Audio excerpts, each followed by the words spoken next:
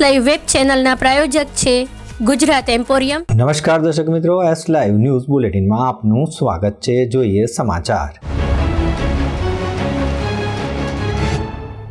GLS university ખાતે national education policy 2020 પર આંતરરાષ્ટ્રીય કોન્ફરન્સનું આયોજન। ભારત સરકારે નેશનલ એજ્યુકેશન પોલિસી 2020 જાહેર કરી છે અને તેની અસરો પર GLS યુનિવર્સિટી ખાતે નેશનલ એજ્યુકેશન પોલિસી 2020 પર 2 દિવસીય આંતરરાષ્ટ્રીય કોન્ફરન્સનું આયોજન કરવામાં આવ્યું છે। આ કોન્ફરન્સ તારીખ 2 અને 3 દિવસે GLS યુનિવર્સિટી ખાતે યોજાનાર છે। આ કોન્ફરન્સનો શુભારંભ 2 સપ્ટેમ્બર 2022ના શુક્રવારે સાંજે 4 વાગે GLS યુનિવર્સિટી કેમ્પસ ખાતે થયો હતો। કોન્ફરન્સના patron Sudhir Nanavati, president GLS university, જ્યારે chief guest professor Saroj Sharma અને chairperson NISO guest of honour અને international speaker Shastri Yoganandji PhD in Sanskrit અને સોશિયલ સાયન્સ અને કેનેડાના professor Jayendra Jadav, member secretary Gujarat Sahitya Akademi Gandhinagar ખાસ ઉપસ્થિત રહ્યા હતા। કોન્ફરન્સના એજ્યુકેશનલ પાર્ટનર શિક્ષા સંસ્કૃતમ સાયન્સ અને ગુજરાત સાહિત્ય અકાદમી કોન્ફરન્સના એક્સપો 20ના અંતર્ગત કૌશલ્ય વિકાસ અને આજીવિકા સંશોધન, સમાન અને સમાવેશ શિક્ષણનું આંતરરાષ્ટ્રીયકરણ અને digitalisation, smart classes, computer lab, શિક્ષણ પદ્ધતિ જેમ કે અનુભવી શિક્ષણ અભિગમ અને આજીવિકા અપનાવી શકનાર કૌશલ્ય સ્ટાર્ટઅપ અને 2045ની આવશ્યકતા પ્રમાણે અભ્યાસક્રમોને આત્મનિર્ભર ભારતીય ભાષાઓને ઉત્તેજિત સાહિત્ય અને ભારતીય જ્ઞાન પ્રણાલી ઉપર વિદ્વાનોના વિચારો પ્રસ્તુત કરશે। જે વિદ્વાનો આ કોન્ફરન્સમાં તેમનો બહુમૂલ્ય સમય આપી વિચારો પ્રસ્તુત કરવાના છે, તેમાં કેન્દ્રીય યુનિવર્સિટીના વાઇસ પ્રોફેસર આવલોક ચક્રવાલ, પેટન્ટ અને ટ્રેડમાર્કના DG પ્રોફેસર ઉન્નત પંડિત, ગુજરાત સાહિત્ય અકાદમીના અધ્યક્ષ ભાગ્યેશ ઝા, બાબા સાહેબ ઓપન યુનિવર્સિટીના સંયોજક અમીબેન ઉપાધ્યાય તેમજ પ્રોફેસર સરોજ શર્માનો પણ સમાવેશ થાય છે। जो केंद्र सरकार ने एजुकेशन पॉलिसी 2020 जो फ्लोर पे रखती है और पूरे देश से जुदी जुदी बॉडी से अलग अलग इंडिविजुअल से उनके जो प्रोस और कॉन्स है, जो उसमें कमी हो या तो कुछ सुधार चाहते हो, वो सबको इनवाइट किया है।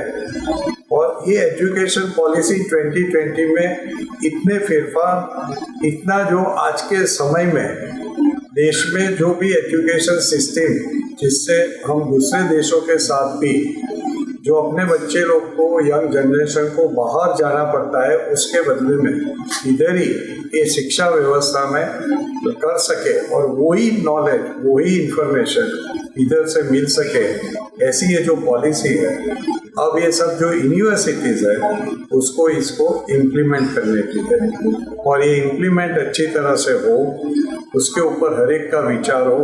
उस तरह से पूरे गुजरात से करीब 100 से ज़्यादा पेपर्स हमको मिले हैं। उसका आज और कल में डिस्कशन होगा, उसके चर्चा होगी।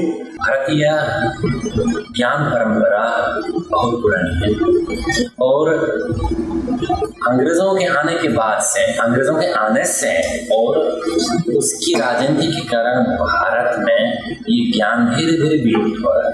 अभी वापस समय आ गया है, भारत वापस विश्व गुरु के पदवी को प्राप्त कर पाएगा।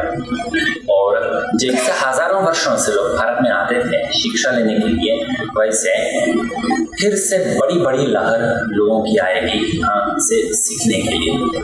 મંથન રૂપી કાર્યક્રમમાં શિક્ષણ, સંસ્કૃતિ અને ઉત્થાન અને ગુજરાત સાહિત્ય અકાદમીના શૈક્ષણિક ભાગીદાર તરીકે સહયોગી થયા છે। આ કોન્ફરન્સમાં અંદાજે 150 ઉપર રિસર્ચ સ્કોલર્સ રજીસ્ટર થયા છે અને 100થી વધારે પેપરનું પ્રેઝન્ટેશન થવાનું છે। ટેકનિકલ સેશન્સ અને ડિસ્કસ માટે GGS professor Tejas Dave, professor Ashish Joshi અને સાગર દવે, ડોક્ટર કામિની શાહ, ડોક્ટર પાર્થ રશ્મિકાંત ભટ્ટ ખાસ ઉપસ્થિત રહેનાર છે। કોન્ફરન્સના ઓપનિંગ ફંક્શનમાં પ્રોફેસર સરોજ શાસ્ત્રી યોગીનંદજી તેમજ જયેન્દ્રસિંહ જાડેજા ખાસ ઉપસ્થિત રહી પોતાના વિચારો રજૂ કર્યા હતા। National institute of open schooling जो भारत शिक्षा मंत्रालय के स्वायत्तशासी संस्था है, उसमें चेयरपर्सन। मैडम, आज जो ये कॉन्फ्रेंस है, क्या मेन उद्देश्य है हमारा? देखिए, एक लंबे इंतजार के बाद राष्ट्रीय शिक्षा नीति आई है और अब उसके इम्प्लीमेंटेशन की बारी है। और भारत सरकार और जितनी भी राज्य सरकारें हैं सब कदम से कदम मिलाकर इसकी संस्तुतियों पे काम कर रहे हैं। और जो शिक्षा संस्थान है उसका एक महत्वपूर्ण रोल होता है।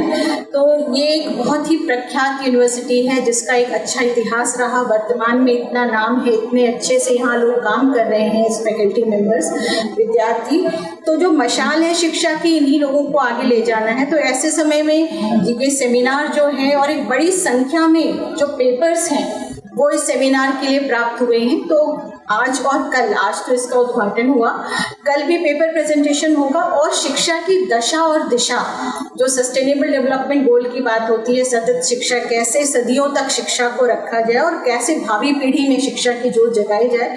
तो मुझे लगता है एक बहुत स्वागत योग्य कदम है और इस संस्थान ने, इस यूनिवर्सिटी ने इतने अच्छे विषय पे और सही समय पे इस सेमिनार को आयोजित किया गया है। तो दर्शक મિત્રો, આ હતા અત્યાર સુધીના સમાચારની ખાસ ગતિવિધિ માટે આપ નિહાળતા રહો એસ લાઈવ ન્યૂઝ બુલેટિન। નમસ્કાર।